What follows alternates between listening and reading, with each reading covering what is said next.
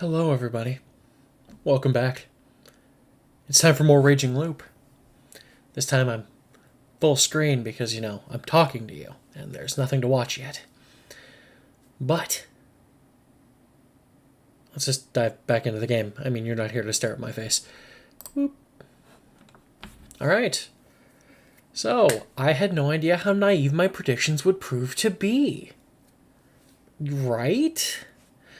Oof. This ain't gonna be pretty. 5:15. Thursday.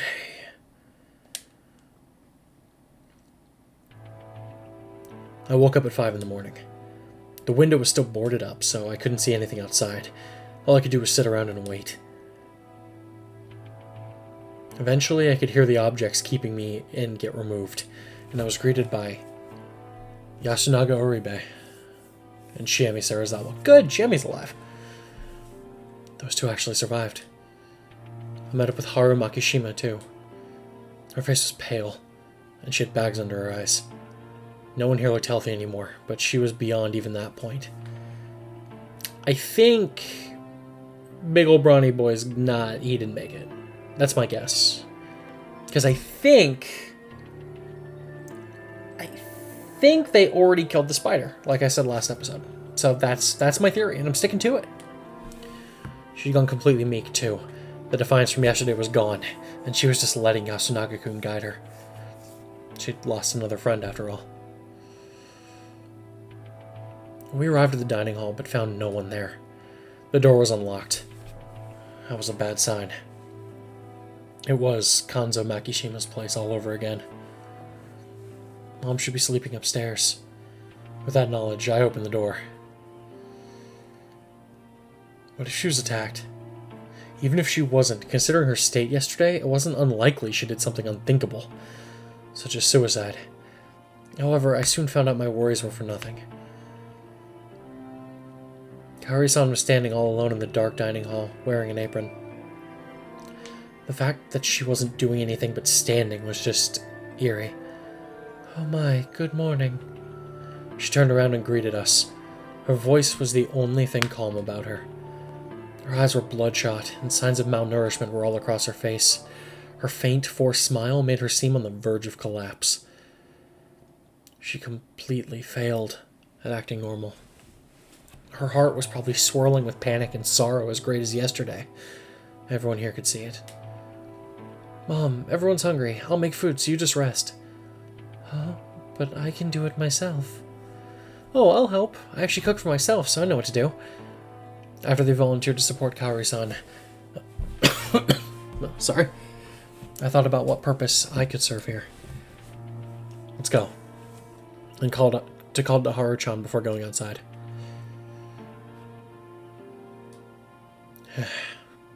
She came with me, but wasn't saying a word. During yesterday's feast, she'd had a fight with Kaori-san. The woman had voted for Haru-chan due to a change in her attitude and failed escape attempt. And I couldn't blame her for that. Considering her personality, I imagine that the exchange had been extremely intense. Yeah. Sorry, I just had to fix something. My headphones are acting weird. That was why getting her out of the dining hall was a good move. Problem was, we didn't really have anything to talk about. This was made worse by the hostility she showed me until just recently. According to Mochi, that was a product of her affection toward Yasunaga-kun and all the drama surrounding him. Normally, I'd playfully give her a hard time about that kind of thing, but it did seem in poor taste considering the situation. She was staring daggers at me. Maybe I just had to ask her? Haru Makishima-san. What? I'll be frank. Are you a wolf? No! She didn't hesitate at all. Not like that meant anything. You don't believe me? Then Takumini will check. That'll show you. Are you saying that despite knowing? Huh? Knowing what? If he were alive, he'd be the one looking after Kaori-san in the dining hall. Yesterday he went there first thing in the morning. With Kaori-san in her current state, that was all the more reason for him to be there. But now he's missing. No way. Let's just... We'll go check to be sure. Lead the way. Okay. Taiba, are you awake? Haru knocked on the door and tried to open it, but it was locked, meaning it wasn't touched. Tai-san came out sooner than later. She looked pretty displeased to begin with, but upon seeing me, she displayed outright disgust. What are you doing here? Sorry. Kaori-san isn't well and we needed more people. Where's Takumi? We're going to check on him. I see. Her gloomy expression told me she realized what might have happened. She said she had to prepare, so we excused ourselves. Please ask if you need anything. Oh, yes, of course. She shut the door on us. You're nice to all women, aren't you? What the hell was she saying? Being considerate of elders and women is the gentlemanly thing to do. Is that how you feel about Chiene? I like her quite a lot. Please don't. I'd feel bad for Nissan. Nichan. Yasunaga-kun. Kern. Yasunaga-kun, surely. What do you mean by that? Yoshi-kun and Mochi are gone. Kaori-san and Chiene are all he has left. Also, she's the strongest among us, and she's always protected us from the people of Kamafujiyoshi and adults. Don't take her away from us. So that's how it was. I wasn't sure how she actually felt about Chiemi, but there was definitely more trust and reliance than I'd expected. Yasunaga-kun spoke like he'd given up on Chiemi, but deep down, he was actually glad she had returned. Haru-chan was aware of that, and she actually liked Chiemi. That was why she concluded that they should be together. However, it was clear she didn't feel like giving them her blessing. I understand how you feel. The end result depended on Chiemi, and since she hated Yasumizu, I felt like it wouldn't be something Haru-chan wanted. Then again, I really didn't know what was going on in Chiemi's head either, and I had no idea who'd survive, so making predictions was a waste of time. For now, everyone should focus on ending the feast. I don't think I can do much, but if there's something you don't want to tell your own, I'm willing to listen. Huh? What do you mean? Nothing much. It just feels like you have a lot to worry about. And personally, I still think that escaping outside is a good idea. That's not possible. Didn't you try it yourself? But I failed, didn't I? That made me realize we can't escape. Isn't that because you just happened to hurt your foot? It didn't just happen. Well, do you believe in God too? What did you just say? God doesn't exist. If I doubted that, I just couldn't cope with anything. There was a weird aura around her for a second, but then she walked away, leaving me no choice but to follow her.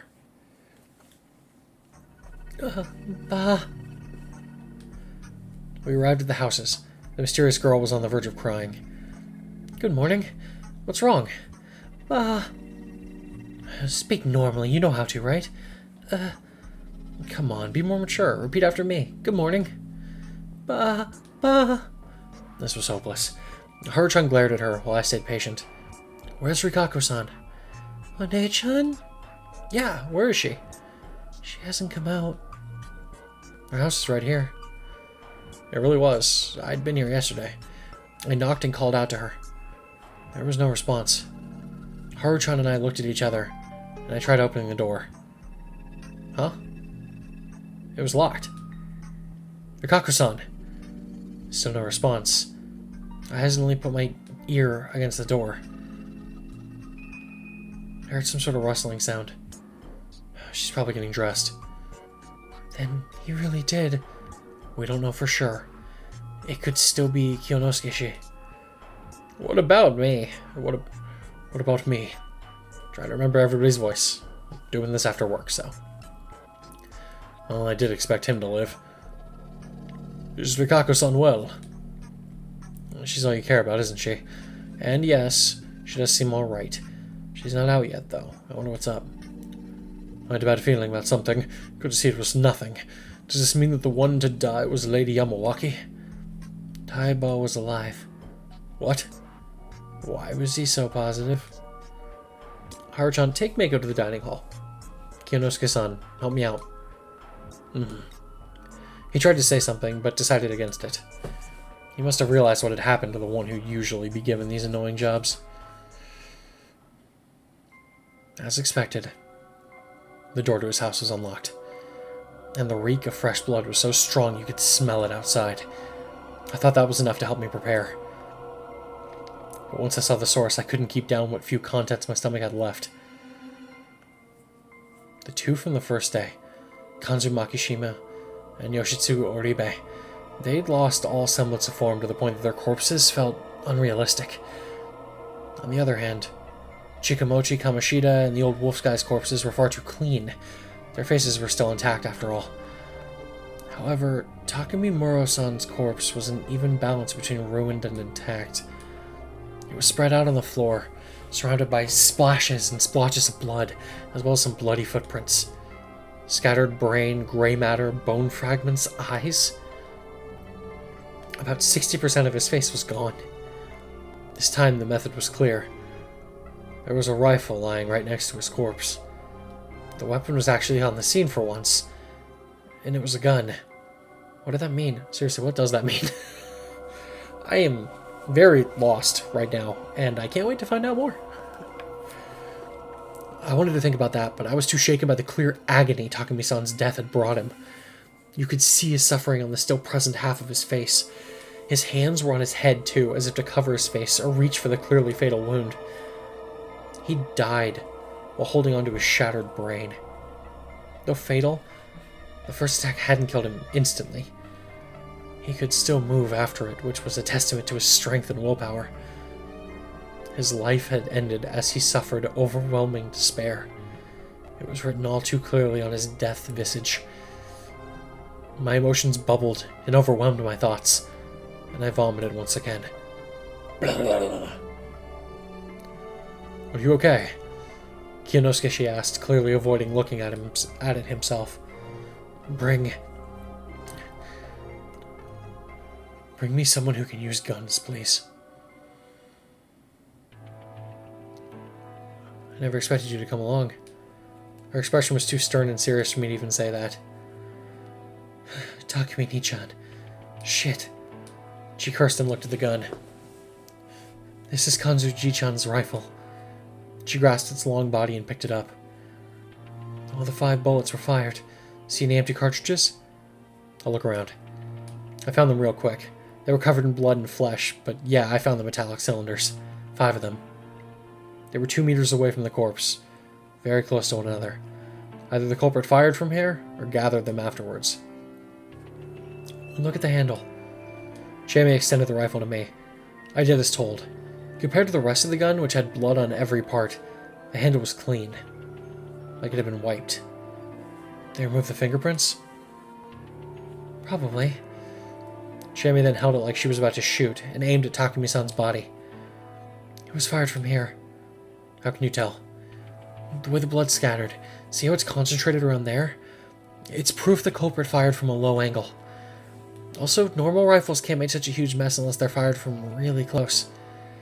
But make it point blank, and the stuff would get on and around the muzzle.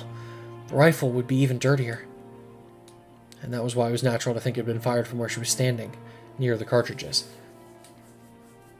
Can you actually aim and hit something like this? As long as you know how to aim and the target isn't moving, that's all you need. So this was done by someone who knows how to use guns. By the way, it's just a matter of looking at the bead through the sight. Guns are useful little toys that make murder so easy anyone can do it. What about loading? That doesn't seem like something a layman can do, is it? Good point. But even Taiba-chan has experienced firing a gun. Finding the culprit in Yasumizu won't be easy. This was a settlement where the people went hunting. Basically, everyone here must have touched rifles before. All we could really assume was that Meiko-chan couldn't have done this. And it's not like every bullet hit the head. One grazed the ear, one hit the chest, one hit the shoulder. Oh, look here, a bullet hole. She pointed at a small part of the floor that was ruined. So only one hit the head. Yeah, I think that one wasn't fatal, though. It was probably the one in the chest that ended it. She looked at the body's pose and made the same conclusion as me. Why do you know so much about guns anyway? I have a hunting license. I know how to use guns, traps, and nets. I used to do lots of skeet shooting outside of Yasumizu. I'm pretty good with a gun. Well, damn. Didn't expect that. I can understand why. Did you plan to return here and become a hunter? I just wanted to have a gun. That's it. She said that as if it were no big deal. Her tone seemed kind of dangerous. Yeah, so much that she almost killed someone. I think it happened in middle school. I grabbed a bat and beat up some students who were bullying the Yasumizu kids. It was the impression you get from a girl capable of random acts of violence. I was probably jumping to conclusions, though. Can we clean it up now? If you're fine with it. Let's do it then. Did you find out anything? I'm now 100% certain that these murders were committed by people. The culprit used a gun and wiped out the fingerprints, acts that demonstrated a very human level of cunning. If we were up against something supernatural, they'd just use their mysterious powers instead. If something mysterious can be explained using mundane means, then it was caused by mundane means. That was a general rule I lived by, proven through both knowledge and first-hand experience. Supernatural powers that required carrying out occult rituals were prime examples of things it applied to. The more detailed the preparation required, the more opportunities to notice something amiss. If the trick relied on concealing the method, it was safe to assume the method was something mundane. That actually makes sense. That's actually a really good point. Even this death wasn't caused by some kind of supernatural force. It just happened unobserved. We had people who could do it, and the methods that fit. That was the best way to look at it. Right? Maybe you're right. You agree? I do think that it was done by people I know. By actual humans. But didn't that go against her whole God story? I wanted to ask that, but seeing her eyes made me fall silent. Her eyes were wide and cloudy. But her lips let out clear words. No one... I looked away. I probably wanted to cover my ears too. Can't escape God. I found her words so irrational, it began to frighten me. I asked Jimmy to call Kinosuke to help carry the corpse, but she insisted on doing it herself. I caved, and we began the unpleasant task. Following Takumi-san's example, I removed the door and placed his body on it. Chami and I each took an end of the door and lifted it up. He was as heavy as he looked, and I wouldn't have been surprised if this was too much even for two men. However, Chami lifted her side without letting out a single grunt of exertion. It felt like an active rejection of the idea that she might need help. We slowly began walking. Kinosuke was outside. He was anxious about something. It didn't look like he was waiting for us, so maybe Rikaku Uematsu hadn't come out yet? I couldn't afford to stop and chat. Relaxing my arms, her lower body could lead to me dropping Takumi-san. I kept walking forward without a single word. Sighing and stopping was our sign that one of us needed to stop, or needed to rest. Every time one of us did it, we lowered him to the ground, rubbed our aching hands, adjusted our grips, and resumed walking. As we approached the cliff, Chami's expression grew darker. Takumi-chan was the youngest of the adults. He was like an older brother to me. I wasn't going to ask how that mattered. I didn't see a point in questioning it. I simply nodded, continuing to play the role of audience. Fair enough. I feel you, bro. He played with me a lot and always protected me when the older adults got mad at me. Other adults, whatever. There's nothing good about this human place.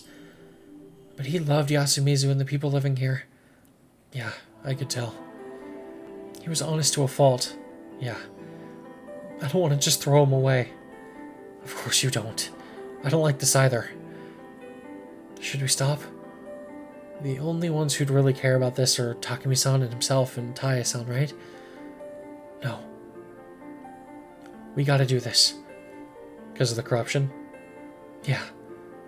I continued asking if she was sure, but she didn't change her mind, so we ended up throwing his body into Saranaga. We walked through the graveyard, careful not to trip. We could now see the hanging pine through the mist. Our destination was near. We carefully closed in on the cliff and pushed the door toward it. Bye, Takumi-chan. She said that right as I felt the body slide off. It was falling. I'd done this several times now, but it still made me feel empty. It would eventually hit the water, make a splash, and that'd be it. Huh? Did you hear the water? Not sure. Did we both miss it somehow? Or maybe the bottom of Saranaga opened up into a yawning chasm leading to Yomi? You've got quite the imagination. No one knows what's beyond the mists. There could be anything out there. Should I go down and take a look? He won't return. That was how she saw the world. Let's go back. We returned to do another investigation at Takumi-san's house, but something strange had happened while we were gone. Kionosuke was still in the same spot, in front of Rikaku Uematsu's house, waiting for her without even trying to hide his frustration. She still hasn't come out? No, you're the one who said she seemed alright. What made you think that? I heard sounds. Why didn't you call out to her yourself instead of just waiting? As if I could do something so rude. Why is she the only one you're nice to? Nosato is above Uematsu, isn't it? That was an interesting bit of info. I hadn't realized that the head families had a hierarchy. It's only natural to be considerate of women. I'm a woman too, though. I don't see a reason to be considerate of someone so hostile toward me. Do you? Please stop. We just finished putting a body to rest. That was probably one of the reasons why they were so agitated, but my comment was enough to shut them up. Though, yes, I'm worried too. She might need help if she's sick or injured. We may have no choice but to barge in. How improper. Was he the type of guy to report someone who undressed a girl to give her proper first aid? What's up with this guy's priorities? Uematsu-san. Rikaku Uematsu-san. I bashed the door almost violently. I heard the sound of rustling clothes. Had she collapsed or something? Uematsu-san, I'm opening the door. No answer again. Only sounds. Was it really Rikaku Uematsu in there? Let's break it down. Chiemi nodded while Kinosuke gave a disgruntled sigh. The door was made from thin plywood and a wooden frame. A solid impact would break through. I looked around and saw a few aged farming tools lying around some houses. I am so sorry. It is, though, 4:01 in the morning. I just wanted to play more. The old wooden hoe and mallet were too rotten to work here. But the old axe looked just right. 1, 2... I lifted the axe and started counting, but had to stop midway. Ooh. There was a sound of clattering. The door suddenly moved. Surprised, I jumped backwards and glanced at the other two. They were just as shocked, if not frightened. What's that? What do you mean? It has to be Rikaku-san. Uematsu-san! There was no response at first, but a few seconds later the door shook again. A moment later, it fell silent once more. Did she unlock the door? Had she collapsed on the door? If she wasn't well and was lying next to the door, breaking it open was dangerous. I put the axe down and walked up to the door again. The moment I approached, I heard a clicking sound. I didn't even have time to question what had happened before it creaked open. There was a gap of about 20 centimeters. There was a gap about 20 centimeters. It was pitch black inside. And there was a face all covered in blood.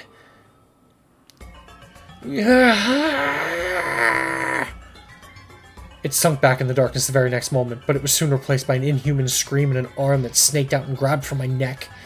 The grip had inhuman strength behind it.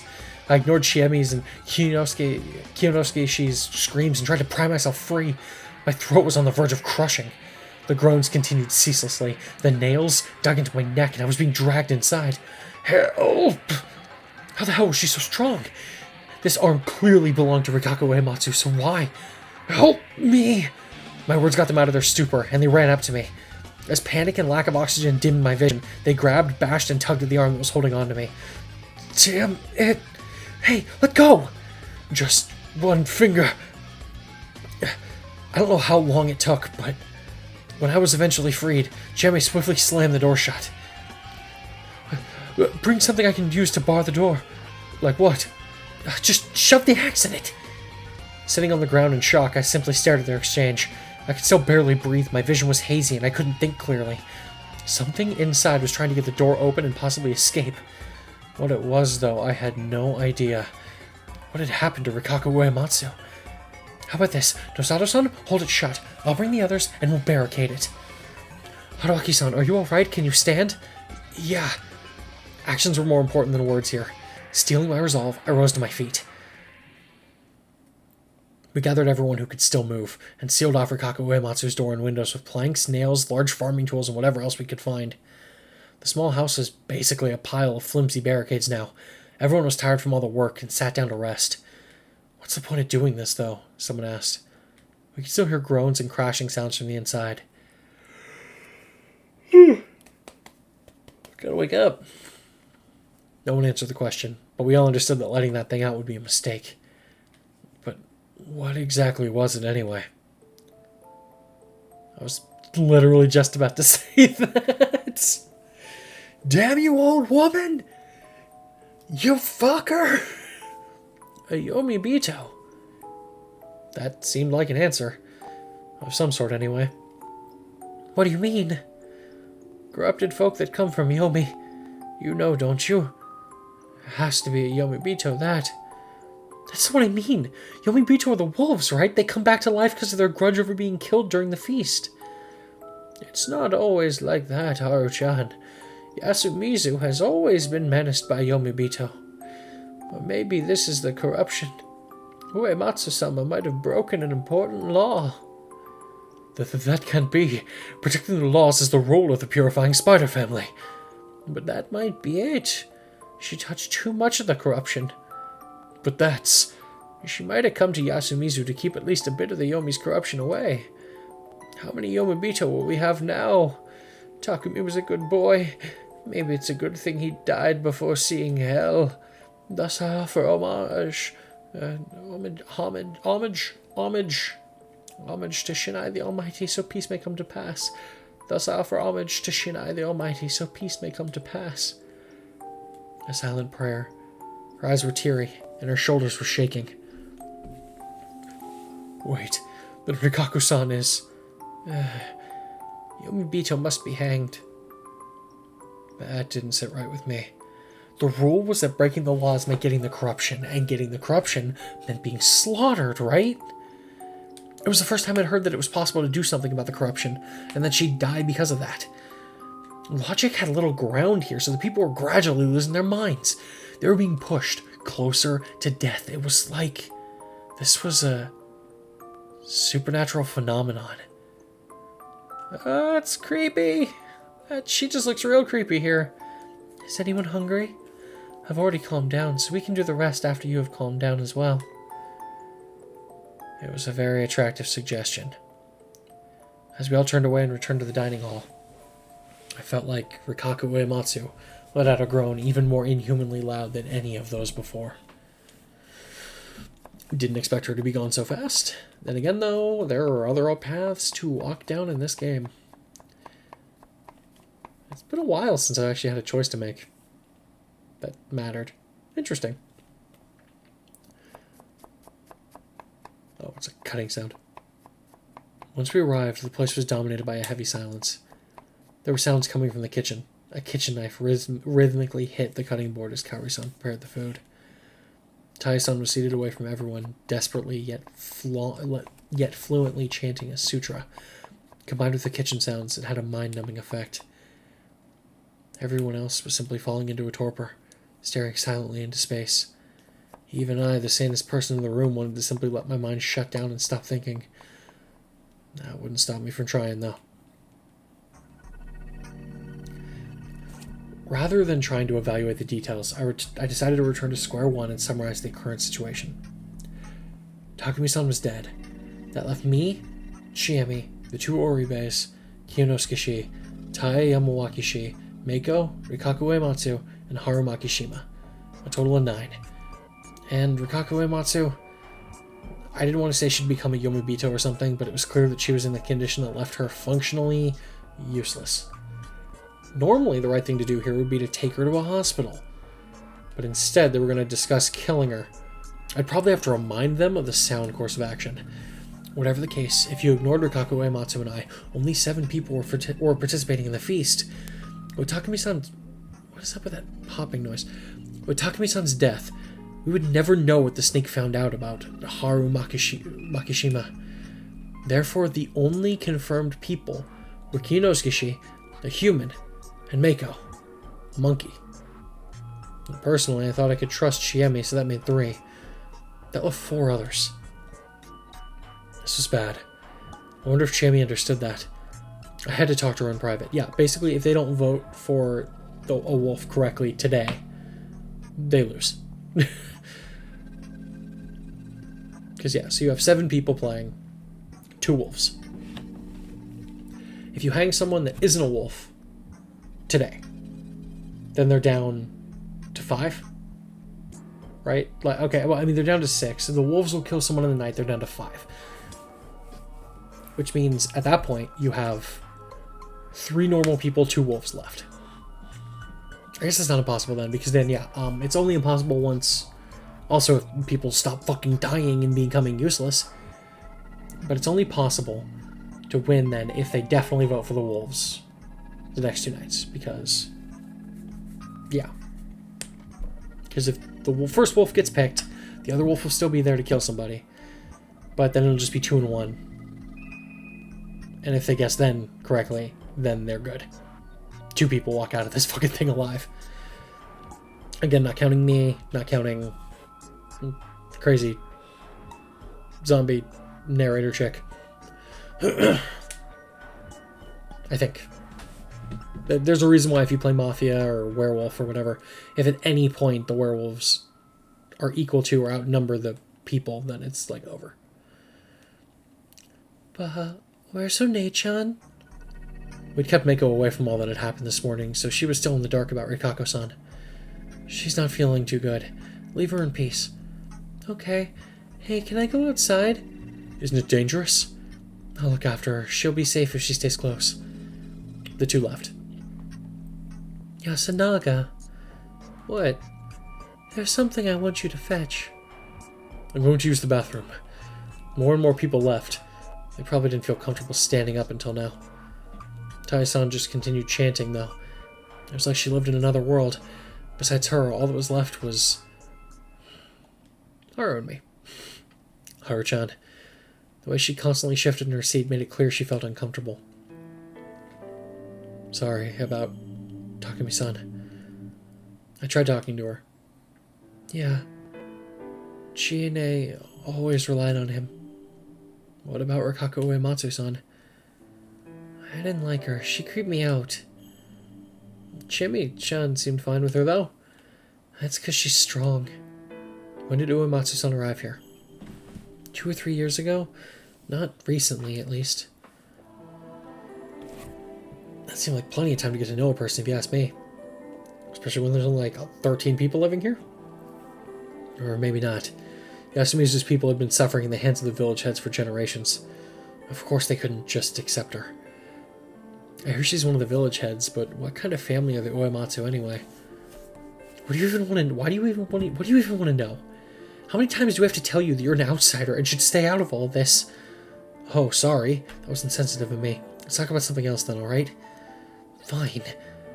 I looked around. As I saw Yasunaga-kun walk upstairs, I lowered my voice and asked, what was Mochi to you? Why are you asking? To make up for his lack of funeral. Huh? In funerals, you talk about the people who've passed away, right? I remember hearing that gives their souls peace. Huh. This is unexpected. What is? I thought you were cold and heartless. I didn't think I'd hear something about peace in the afterlife from you. That was just rude. Mochi was an Osato, but he never acted like he was better than anyone. He was weird, and as much as a troublemaker as Chiene, but he never hurt anyone. Everyone said he wasn't right in the head, but I didn't think so. He was really funny. I think he would have been really popular if he appeared on TV. He was 1 year older than me, but he treated me like someone his own age. I always had tons of fun with him. We got along really well with Nichan, too. He did? Yeah. They were always together, and they were like a pair of heroes in school. They got along so well that I sometimes felt lonely with them. Her visage dimmed. I felt like she was easier to understand than most.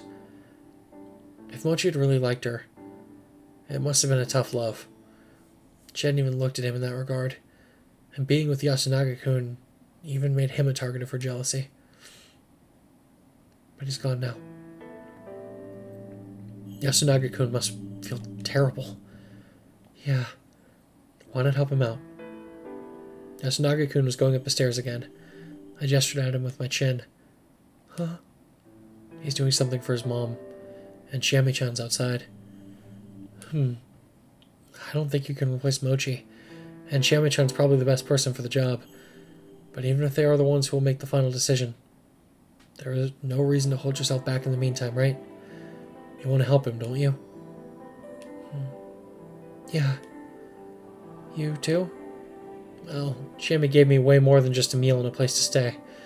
I won't say I don't have any ulterior motives, but more than that, I just want to support her. She seems to be suffering at the hands of things I can't even comprehend. Yeah, I think I misunderstood you. I can't blame you. Are you going? Yeah. I still need to apologize for yesterday. Then I'll go outside too. We stood at the same time. The Haru-chan was always on edge. Deep inside, she was a really honest girl. I worried that she'd fall victim to some scumbag like me down the road. Oh. What? Maybe you should really run away. Never mind. Forget I said anything. She cut herself short and hurried upstairs. That's a weird thing to say. Apparently I'd gained some of her trust, but it didn't look like I could get anything more useful than that bit of advice. Unlike the other inhabitants, she just believed that escape was possible. That was why she tried to do it yesterday. That might have been the extent of it. So, who do you suspect? Haru-chan and Yasunaga-kun.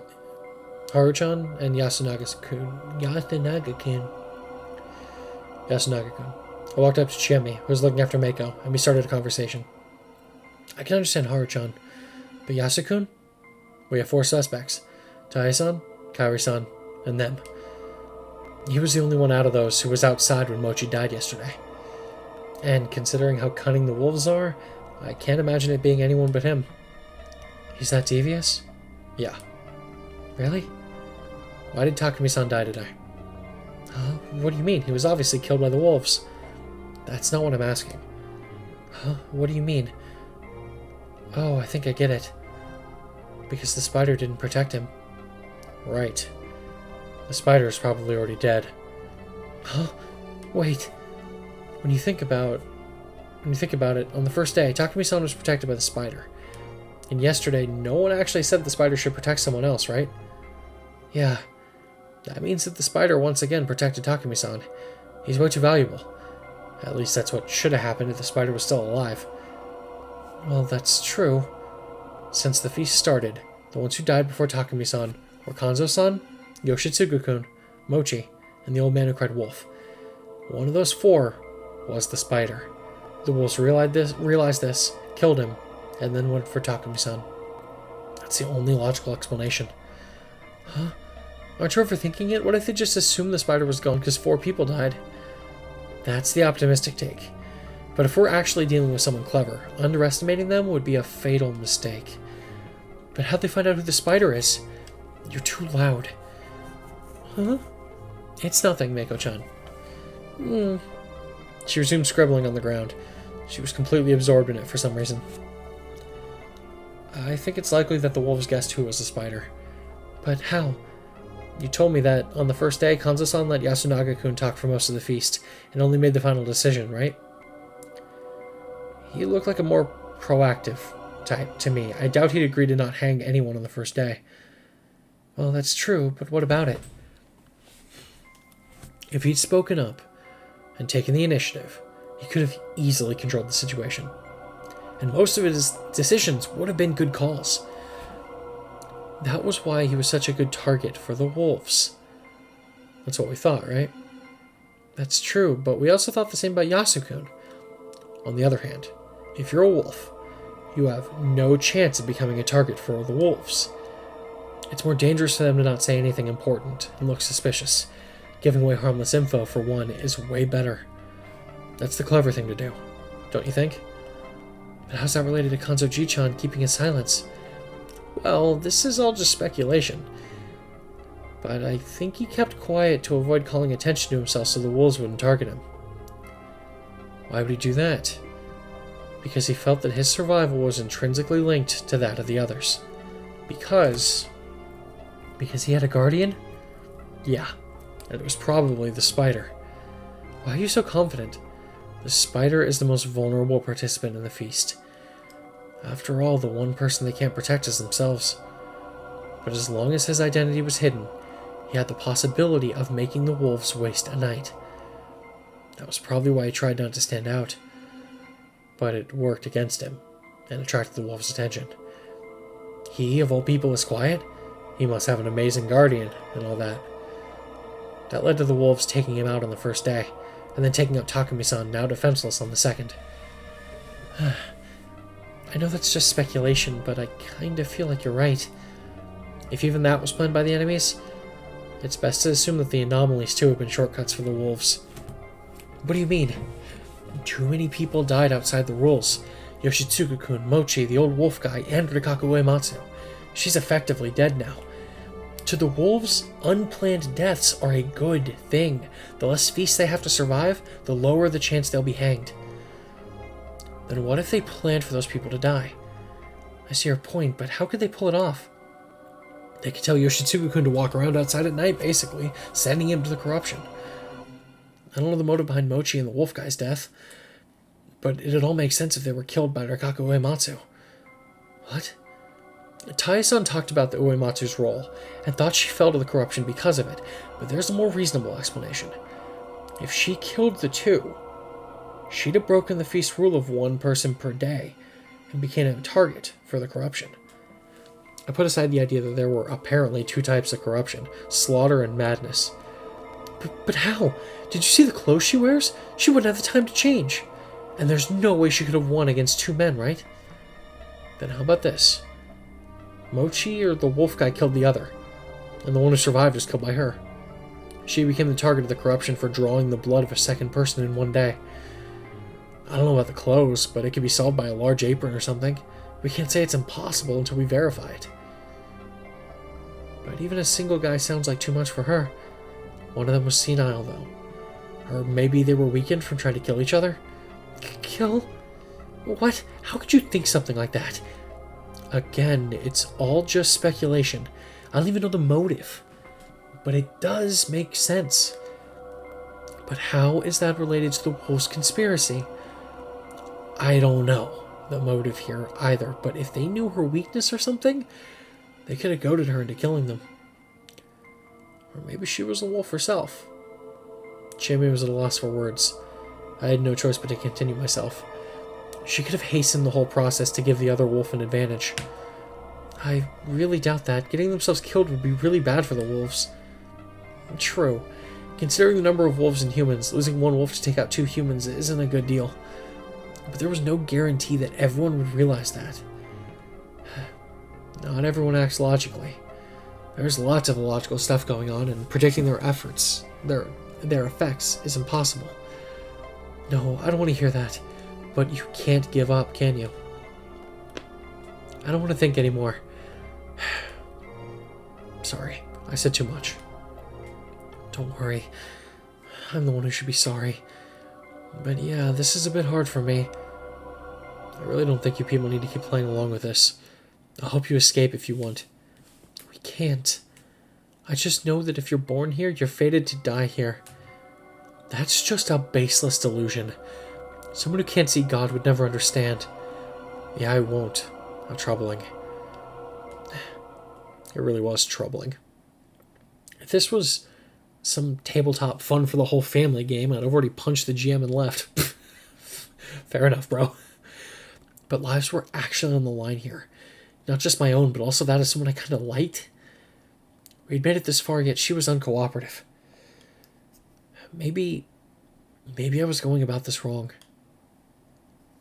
Maybe if I wanted to save her life, I had to start by saving her from the darkness within. Or maybe from the unidentified supernatural phenomenon that was blinding her. Though that didn't seem like something that could be done in just 3 or 4 days.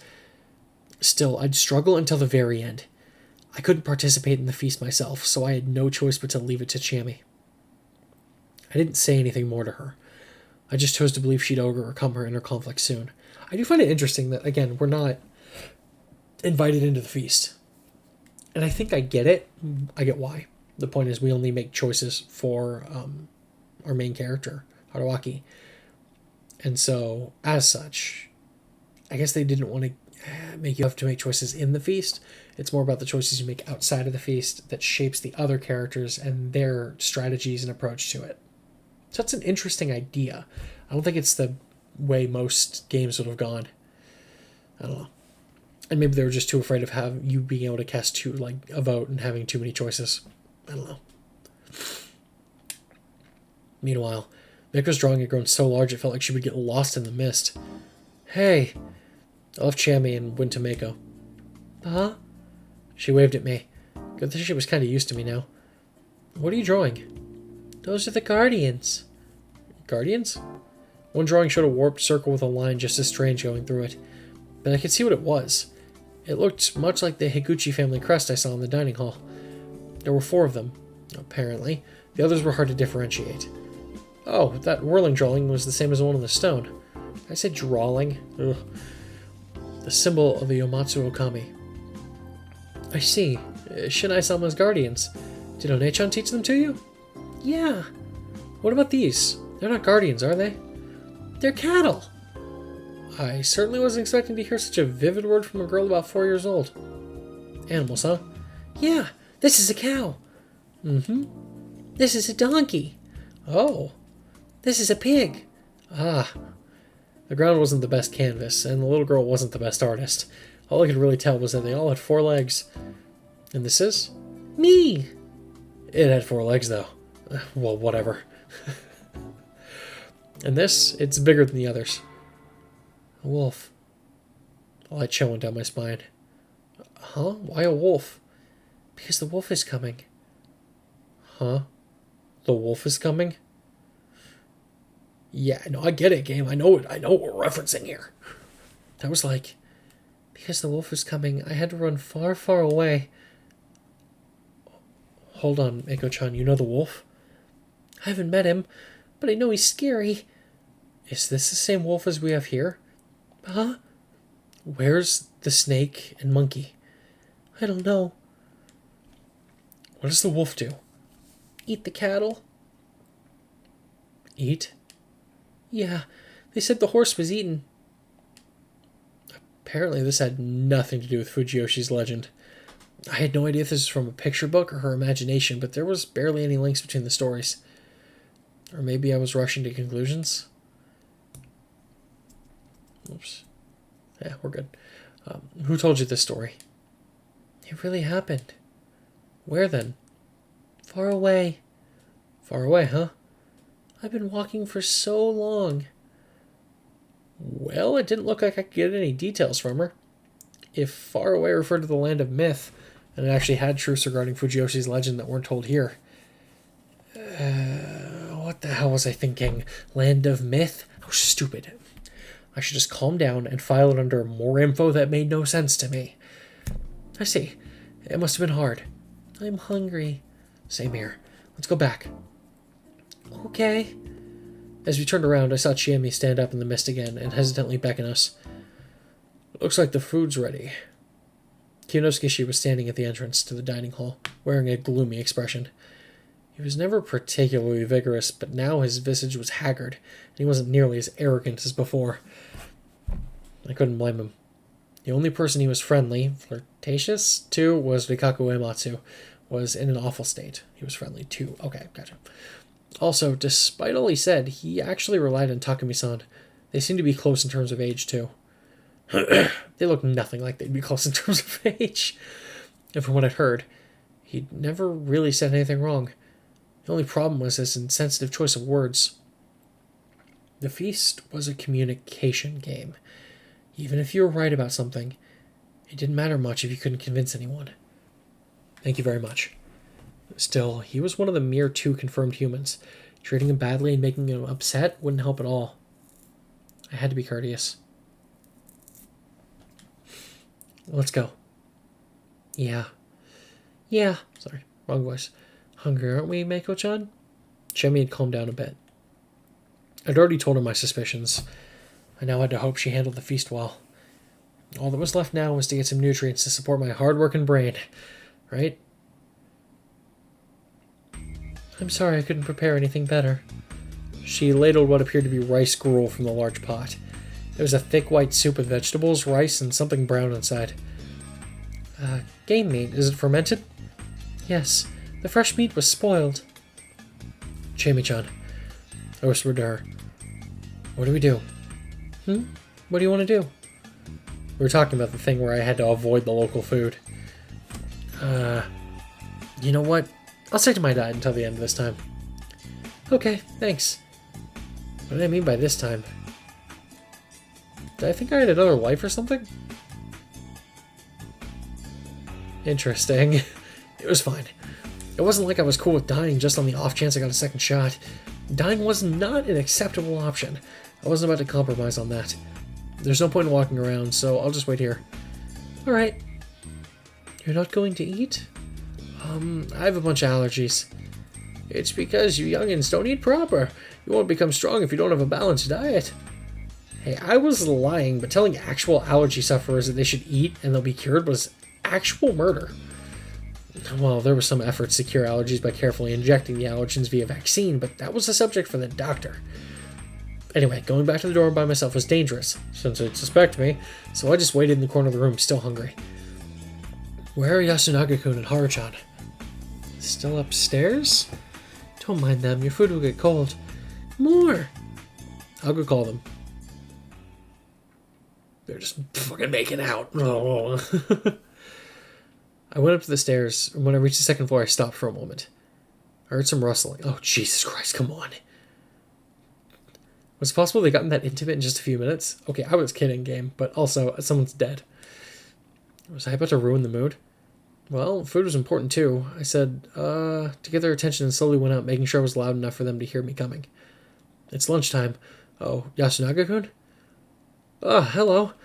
The room was full of stuff. It was a huge mess. You looking for something? No luck, huh? Yes, I was told there was a new apron in the attic, but we couldn't find it there, so we were checking other places too. So that was it. Did you see? Huh? Could you not tell anyone about this? Well, I did come up carefully, but it's not like I saw anything I shouldn't have. Were you going at it? What are you saying? I'm kidding. I know you wouldn't do something like that at a time like this. Of course we wouldn't. Yeah. Really now? I was still kind of worried. Anyway, why not take a break and get some food? They didn't argue, as we prepared to go back. There was a loud noise from downstairs. What? Yasunaga-kun and I looked at each other, then ran out of the room without saying a word. We were met with a strange scene. I instantly realized what had happened and who was responsible. Kyonosuke was wearing a furious expression, his shoulders shaking. There was a shattered plate of rice gruel at his feet. The contents were still steaming. He was facing Kaori Oribe-san, who was standing completely still. Did he throw his food to the floor? Was it that bad? No way, this was clearly something way bigger than that. What's gotten into you? Chami and the others didn't seem to understand either. They shifted uneasily. Honey. What? Wolfsbane. The plant. There's aconite in the food. What? Meiko-chan, did you eat any? Not yet. What of the rest of you? Hold on, I'm so lost. Is that true? Look at these leaves. They shine, the other side isn't white, and the tip is pointy. They smell different too. This isn't mugwort or windflower. You're right. It's wolfsbane. You used wild plants, Mom? Yes. That was close. What a mistake. Someone almost got poisoned. She wants to kill us. Wait, it was just a mistake. That's it. Don't be so cruel. Haru-chan stopped talking when she realized the suspect was acting strange. Kaori-san was staring right at Kyonosuke, not moving an inch, and smiling. She was completely glaring him down. Yes. That response was so delayed, we had no idea what it was for. When Kyonosuke backed away a bit, his expression shifted from rage to fear. Mom?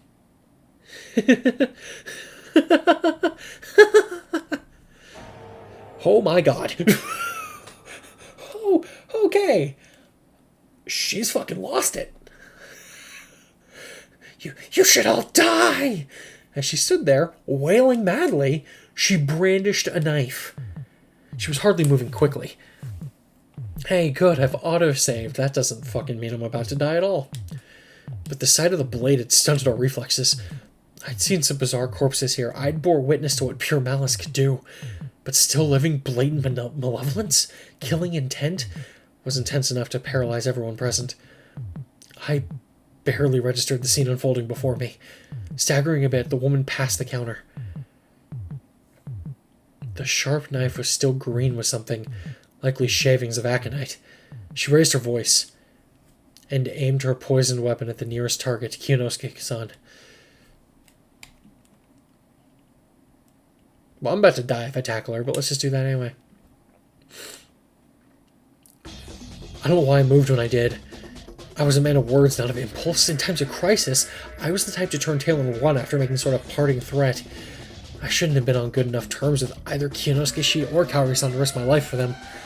And when I came to my senses, my body was dancing, charging straight for Kaori-san with my right shoulder. And after a brief struggle, we collapsed. I heard her let out a strained cackle in my ears. I had to change my posture. Unless I pinned her knife hand down, But in the end, it turned out I really wasn't cut out for the job. These roundabout thoughts were just delaying the inevitable. When the madly laughing woman embraced me, my thoughts ground to a complete halt. She'd stabbed me right in the back. Simple as that. To her, I was just another obstacle that had to be removed. I didn't know if the wound itself was fatal, but I could tell that the blade had sunk in incredibly deep. It doesn't matter if the wound is fatal. Yeah, there we go. It's covered in poison. And that was coated in leaf green poison. It must have been a near instant death. My mind quickly grew hazy, yet my final moments were those of self-reflection. Reckless actions really aren't my forte after all. Game over. Bad ending. Number 5. Want chain corner? Sure, it's always fun to catch up with sheep. He baws less than frickin' the little girl does. Hey, you've done it now, eh, Chief? This was a real bust. I'll give you the hint right away. Bad ending 05. A poison death for a reckless amateur. Look, Haruaki Fusaishi isn't some kind of martial arts shonen protagonist, okay? Besides, even if he didn't dabble in it a bit, his first instinct would be to run away from someone armed. He'd be fully aware how scary a weapon can be. A lot of martial arts anime and manga tend to treat them lightly, but in reality, weapons are far more dangerous than your fists. If you charged him based on that logic, then you deserve to die.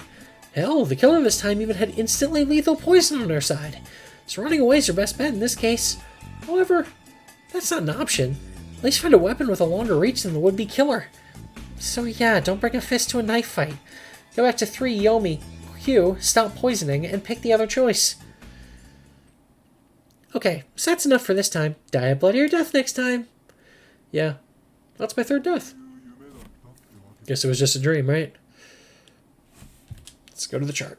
Let's go to the chart. Let's go to the chart. I get that it's sun day.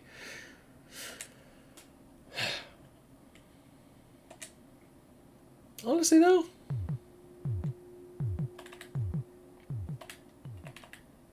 this is actually probably a really good place to stop. Yeah. So, next time, I'll probably stop her properly, and I'm sure somebody else will die, and I'm sure we're just on a downward spiral to doom. Can't wait to take that other option all the way near the top and, you know, not be totally fucking fucked. Either way, this is a good game. I'm really liking this. Oh yeah, I'm really liking this. Hope you guys are too.